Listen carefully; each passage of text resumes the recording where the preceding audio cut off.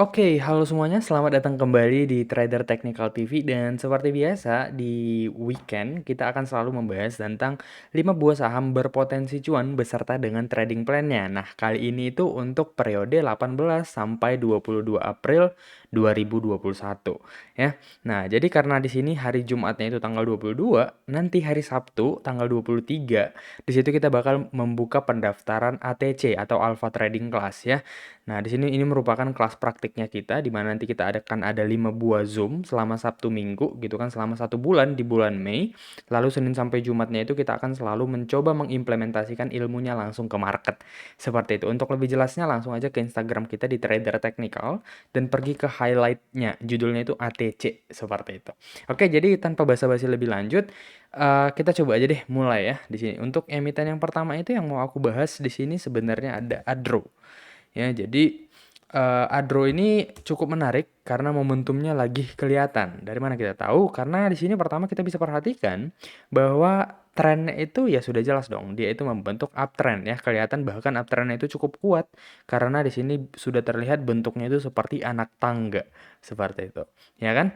Nah, lalu posisi candlenya itu sekarang juga cukup menarik nih. Ya, kemarin itu titik tertinggi daripada higher high sebelumnya itu ada di area sini. 3240 ke 3280. Dan uniknya lagi dia itu sudah berhasil breakout dengan candle Marubozu yang menandakan adanya tekanan beli yang sangat kuat, serta dia juga disertai dengan breakaway gap yang harusnya nggak perlu ditutup, serta adanya volume spike di sini. Kayak gitu. Nah, jadi kenapa aku bisa bilang bahwa emiten ini menarik, itu karena kemarin hari Kamis ya, hari Kamis itu dia mengalami penurunan, tapi nggak disertai volume yang tinggi. Artinya apa? Artinya orang yang beli di sini itu ibaratnya bilang, oke deh ini kayaknya penurunannya normal, kita wait and see aja dulu ya, kali kayak gitu. Ya kan? Nah, jadi coba ini Fibonacci-nya dihilangin dulu satu. Nah, jadi area entry kita itu yang paling ideal itu ada di sini, 3240 ke 3280 yang merupakan ekor daripada si higher high sebelumnya. Kayak gitu. Ya kan? Jadi kita coba gambarin di sini. Oke, misalnya nanti kita dapat di 3280 lah, kayak gitu. Nah, untuk stop loss-nya sebenarnya ada dua variasi, tergantung kalian seleranya itu di mana. Ya, jadi walaupun breakaway gap itu nggak akan selalu ditutup, nah tapi untuk jaga-jaga aja, untuk bisa kita bilang false break itu nantinya kalau dia sudah closing di bawah si gap-nya, atau di 3140, kayak gitu. Jadi di sini resikonya sekitar 4,2%. Nah, kalau misalnya kalian yakin, wah ini kayaknya nggak bakal break deh, nggak bakal menutup gap kayak gitu kan. Nah, mungkin nanti stop loss-nya kita bisa letakin di sini aja. Ya, di bawah daripada support barunya ini. Berarti ada di sekitar angka 3220 kayak gitu. Nah, untuk target sendiri di sini aku mau pakai Fibonacci. Ya, mau pakai Fibonacci, lalu kita tarik sampai ke harmonic rasionya seperti itu. Jadi dengan risk reward rasio 1:6, Adro ini masih cukup menarik untuk diperhatikan ya. Terutama kalau misalnya dia itu ya memang sekarang sedang berada di area entry-nya. Kayak gitu. Oke, nah itulah tadi yang pertama si Adro. Nah, untuk yang kedua ini The Gig ya, The Gig. Nah, saham The Gig ini juga cukup menarik nih guys. Kalau kita perhatikan. Ya, nah jadi kalau kita zoom out nih ya, kita bisa melihat bahwa The Gig ini sebenarnya ya sudah pasti dia itu membentuk yang namanya uptrend. Seperti itu kan, dia membentuk yang namanya uptrend. Nah, jadi kalau kita perhatikan juga di sini, dia itu sekarang sedang membentuk wave kelima daripada Elliott wave-nya. Seperti itu. Jadi di sini ada wave pertama, lalu ada wave kedua ya. Lalu ada wave ketiganya sampai sini, lalu di sini ada wave keempat, dan sekarang itu dia bakal menuju wave kelima. Seperti itu. Ya, lalu lebih uniknya lagi, kita bisa perhatikan juga bahwa The Gig ini dia sudah berhasil breakout dari sini. Ya, dia sudah berhasil breakout daripada si trendline minornya di sini. Ya, dan serta sekarang juga kalau kita perhatikan juga dia kalau kita tarik dari sini itu dia sedang berada di area supportnya. Kayak gitu, aku tarik dari sini. Ya.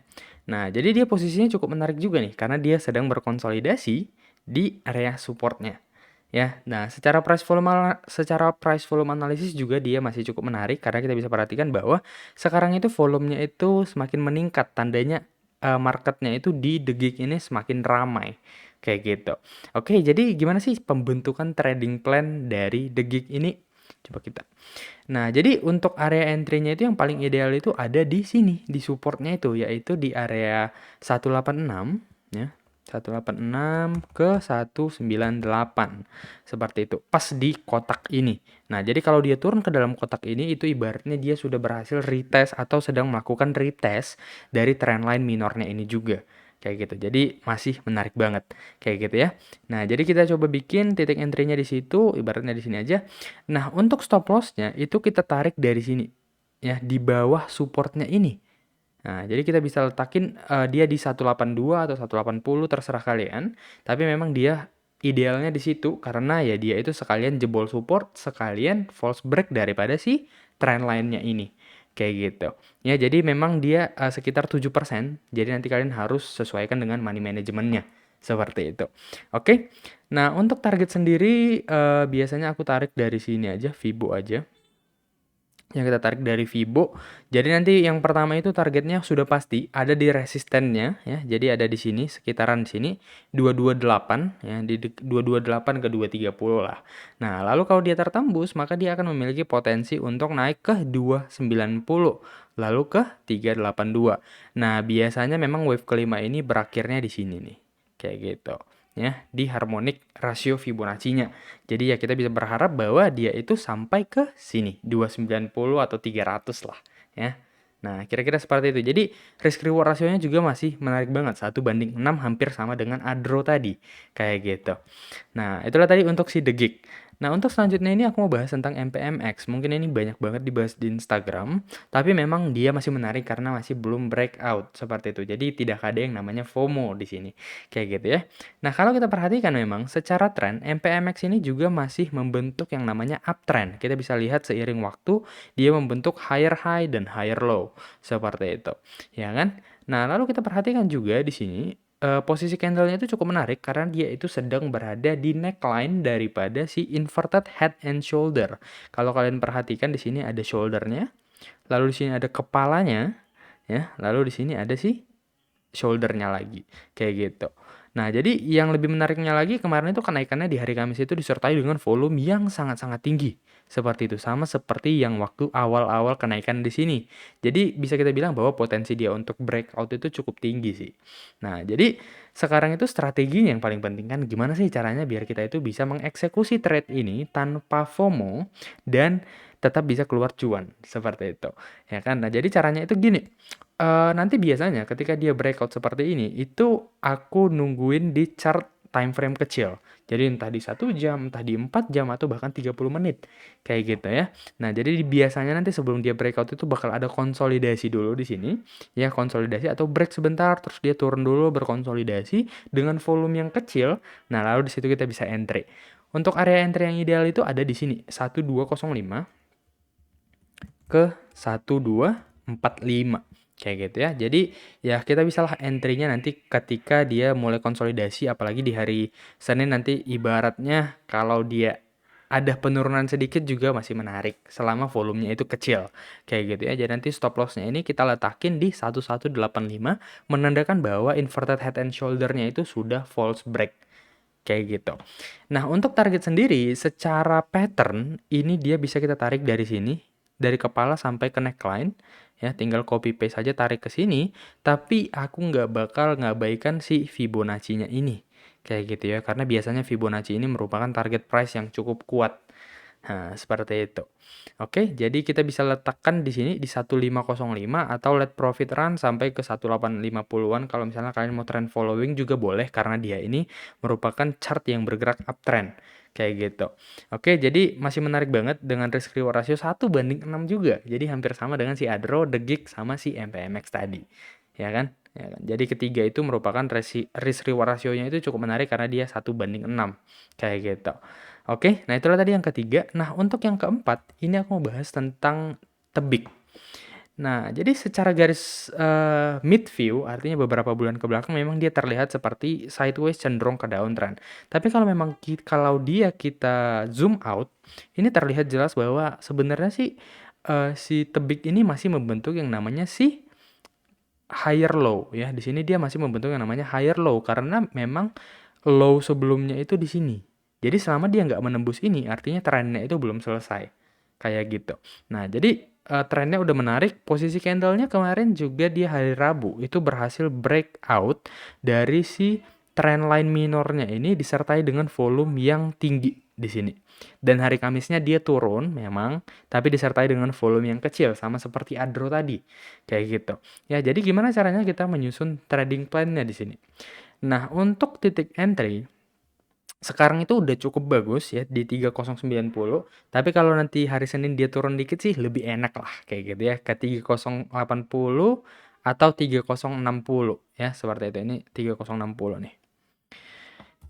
Oke, nah jadi kita bisa entry-nya di situ dan kalau dia berhasil rebound maka dia akan berhasil retest, tapi kalau misalnya dia jebol ke bawah ya nggak masalah. Resikonya juga cukup ketat seperti itu. Jadi nanti ini resikonya kita letakin beberapa titik di bawah aja. Di sini aja di 3040 artinya di bawah titik tertingginya si candle merah ini.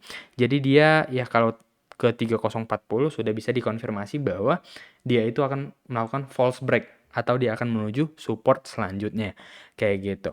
Nah, untuk target price yang pertama itu aku mau letakin dia di sini. Di resisten minornya di sini itu ada sekitar 5%, lalu kalau dia tertembus maka dia bisa ke titik tertinggi daripada awal si trendline minornya tadi di sekitar 3400 ya, di 3400. Lalu kalau dia tertembus nanti dia bisa sampai ke sini ya, ke 3790 di Fibonacci-nya. Seperti itu. Jadi overall juga ini risk reward rasionya juga masih menarik, 1/4, lalu 1/8, lalu 1/18 bahkan ya. Karena resikonya dia cukup kecil, 1,3. Makanya risk reward rasionya bisa terlihat lebih besar kayak gitu. Oke, itulah tadi untuk tebik. Nah, untuk yang terakhir ini kita harus nunggu agak sabar nih ya, karena dia memang masih berada di dalam pattern-nya dan belum ada tanda-tanda untuk breakout. Nah, di sini kalau kalian perhatikan sudah jelas banget bahwa temas ini masih membentuk yang namanya uptrend. Ya, kita bisa perhatikan dari bawah sini, dia itu membentuk low high, higher low, higher high, higher low, higher high, lalu dia membentuk higher low lagi. Nah, jadi walaupun dia di sini pullback-nya agak lama, ini belum bisa kita bilang reversal. Kenapa? Karena bahkan higher high sebelumnya aja belum tertembus. Kayak gitu. Oke. Nah, jadi posisinya sekarang itu dia sedang berada di resistensi falling wedge yang merupakan sebuah pattern continuation dan memang harapannya itu dia bisa sampai lagi ke supportnya sekali lagi karena ada rejection dengan candle yang cukup apa namanya? Ada rejection dengan volume ya, dengan volume yang cukup tinggi di sini. Jadi harapannya sih dia bisa sampai lagi nih ke supportnya yang ini, kayak gitu. Oke, mungkin ini terlalu padat, jadi kita coba ilangin dulu yang ini dan yang ini. Ya, nanti kita ngomongin tentang yang itu. Tapi pertama itu memang harapannya dia bisa sampai ke 1460 ke 1560. 1540 ya. Nah, jadi nggak harus bener-bener ke sini, dekat-dekat sini aja sebenarnya udah layak untuk dicicil, kayak gitu. Karena memang falling wedge ini merupakan sebuah pattern yang win rate-nya itu cukup tinggi. Bisa kita lihat di MDKA kemarin, segar, ya, terus ada juga di MPMX juga sempat membentuk falling wedge. Ya pokoknya banyak lah kayak gitu. History chart lain yang menunjukkan bahwa falling wedge itu memang ada tren juga kemarin ya. Nah, jadi memang win rate-nya cukup tinggi. Nah, sekarang titik entry-nya aja nih yang perlu kita pikirin kayak gitu. Nah, jadi untuk yang pertama itu mungkin kita nanti walaupun dia belinya di sini itu aku saranin sih nggak full dulu karena dia memang masih berada dalam pattern. Jadi ibaratnya nanti kita cicil 50% di sini dan kita tambahin ketika dia breakout. Kayak gitu ya. Jadi kita masuk 50% di sini. Kalau nanti dia jebol ke bawah, gagal pattern, berarti ya udah kita cut loss-nya juga nggak terlalu banyak. Tapi kalau misalnya dia berhasil breakout dan kita average di sini, maka ya posisi kita di tengah-tengah sini. Jadi kita jaga trailing stop-nya lebih enak. Kayak gitu. Oke. Nah, nanti jadinya setelah kalian masuk di sini, target pertama itu stop loss-nya udah pasti ya di 1390 yang menandakan dia jebol support sekalian gagal pattern kayak gitu ya. Sedangkan untuk target price itu aku mau letakin di sini nih. Resisten pertama ya kan. Ini ada di 2045. Dan yang kedua itu aku mau letakin dia di sini, di titik tertinggi patternnya. Nanti kalau misalnya dia ternyata break lagi dari yang ini, maka kita omongin lagi di episode-episode di YouTube ini lagi minggu depannya kayak gitu ya. Jadi kita untuk sekarang targetnya di sini dulu seperti itu. Dan ini aja pun kalau kita perhatikan 1 minggu ke depan itu pasti geraknya itu cukup menarik. Entah mungkin pun ini dia penurunannya kalau sampai kemari itu palingan seminggu atau 1,5 minggu, nggak bisa langsung besok kayak gitu ya kan. Jadi ini juga risk rewardnya masih sangat menarik, bisa kalian perhatikan di sini 1:5 dan di sini 1:8 kayak gitu. Nah, ini juga resikonya cukup tebal, sekitar 8%. Jadi ya mau nggak mau kita harus sesuaikan dengan money manajemennya, kayak gitu. Oke, nah jadi itulah tadi 5 buah saham yang menurut aku itu cukup menarik untuk kita perhatikan 1 minggu ke depan, gimana pergerakannya dan bisa kita eksekusi dan exit sesuai pembentukan candle-nya nanti gimana, kayak gitu. Oke, nah kalau misalnya ada emiten-emiten tambahan yang menurut kalian itu cukup menarik juga, langsung aja DM kan ke Instagram kita, nanti kita bahas di story kayak gitu atau kita bahas di Telegram langsung seperti itu ya. Nah, jadi terima kasih banyak udah nonton sampai detik ini dan sampai jumpa di market serta episode dari 5 buah saham berpotensi cuan minggu depan. See you guys.